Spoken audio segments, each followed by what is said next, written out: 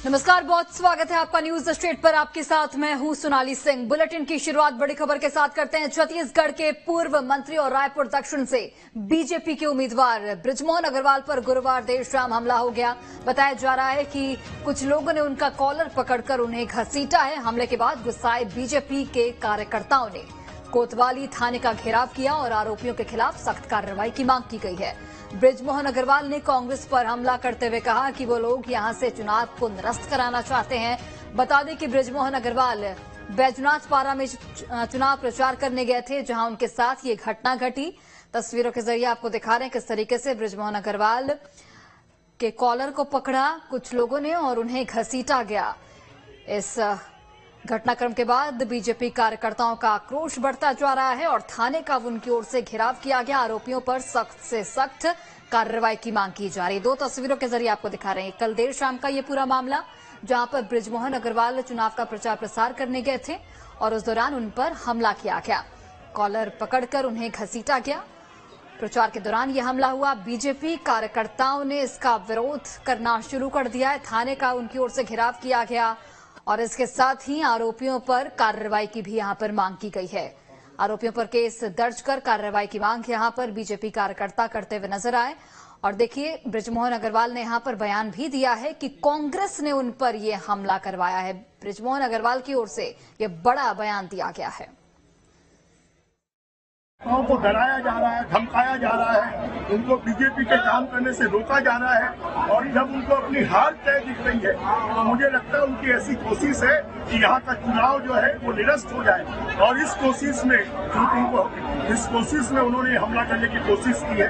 अगर लोकतंत्र के इस बड़े काम को रोकने का जो लोग काम कर रहे हैं वो देशद्रोही का काम कर रहे हैं। और देखिए, बृजमोहन अग्रवाल पर हुए हमले को लेकर सीएम भूपेश बघेल ने भी बयान दिया और इसे प्रायोजित बताया है। उन्होंने कहा कि बृजमोहन अग्रवाल पर कोई हमला कर सकता है क्या? सीएम ने कहा, याद करो 2000 जब नरेंद्र मोदी जी पर्यवेक्षक के रूप में आए थे। बृजमोहन अग्रवाल ने एकात्म परिसर में जब गुंडागर्दी की थी तब नरेंद्र मोदी जी को टेबल के नीचे छिपना पड़ा था।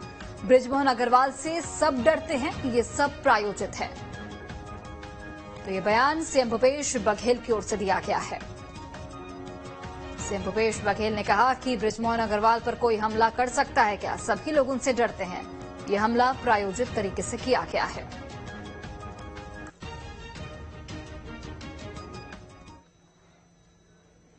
कर सकता है भाई, जिससे उस समय याद करो 2000 में नरेंद्र मोदी जी पर्यवेक्षक के रूप में आए थे और बृजमोहन अग्रवाल एकात्म परिसर में जो गुंडागर्दी किए तो नरेंद्र मोदी जी को टेबल में घुस के छुपना पड़ा था।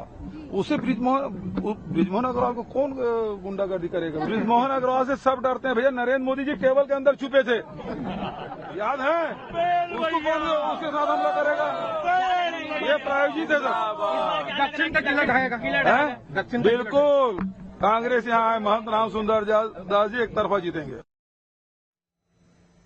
और चलिए, अधिक जानकारी के साथ सहयोगी अंकुश इस वक्त लाइव जुड़े हुए हैं। सीधा उनका रुख करते हैं। अंकुश, जिस तरीके से कल देर शाम बृजमोहन अग्रवाल पर हमला किया गया, अब बीजेपी कार्यकर्ताओं का आक्रोश जो है वो बढ़ता जा रहा है। थाने का घेराव किया गया, आरोपियों पर कार्रवाई की मांग की जा रही है। फिलहाल पुलिस ने क्या कुछ कार्रवाई की, किस तरीके से छानबीन की जा रही है? क्या अभी तक किसी को भी चिन्हित किया गया है?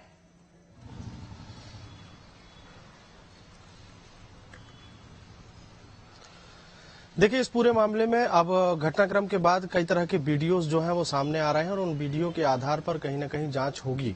हालांकि इस पूरे मामले में अभी तक एफआईआर दर्ज नहीं हुई है, लेकिन पुलिस ने एक आवेदन ले लिया है। शिकायती आवेदन के आधार पर जांच शुरू कर दी है।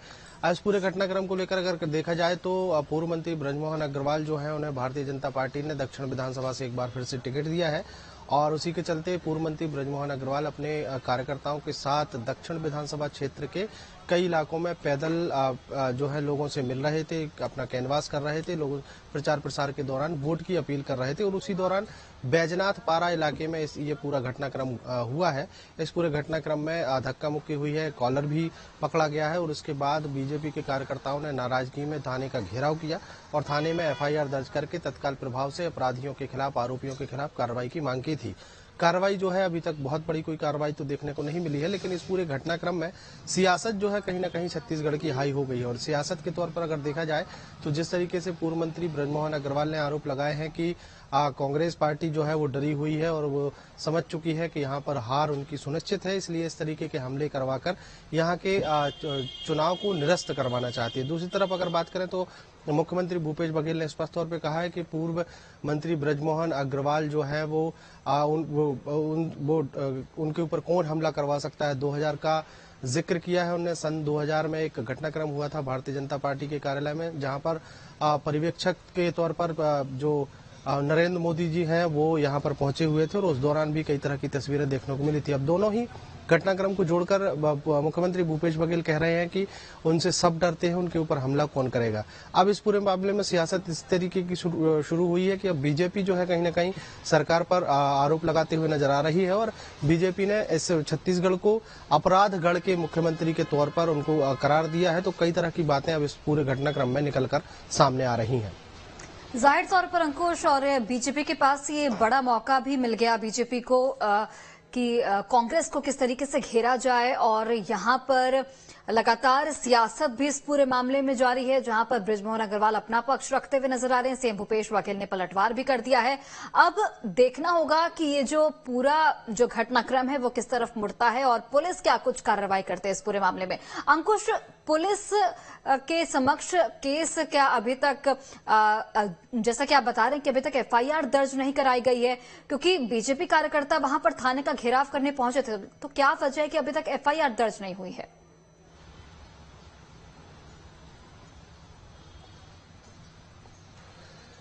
देखिए, पुलिसिया जांच के विषय में अगर कहें तो पुलिस का मानना है कि इस पूरे घटनाक्रम की पहले जांच होगी और जांच में जो दोषी पाया जाएगा उसके ऊपर कार्रवाई की जाएगी। और जिस तरीके से ये घटनाक्रम हुआ, चूंकि भारतीय जनता पार्टी के कार्यकर्ता बड़ी तादाद में बृजमोहन अग्रवाल के साथ थे और उस दौरान जो है प्रचार प्रसार के वीडियोस जो है वो बनाए जा रहे थे। कई लोग अपने अपने मोबाइल में वो तस्वीरें कैद कर रहे थे और उसी दौरान जब ये घटनाक्रम हुआ तो वो घटना भी इस वीडियो फुटेज में कैद हुई है। वीडियो फुटेज में जो है स्पष्ट तौर पर दिखाई दे रहा है कि कुछ लोग जो है वो बृजमोहन अग्रवाल से उलझते हुए दिखाई दे रहे हैं और उन वीडियो के आधार पर पुलिस कहीं ना कहीं जांच कर रही है।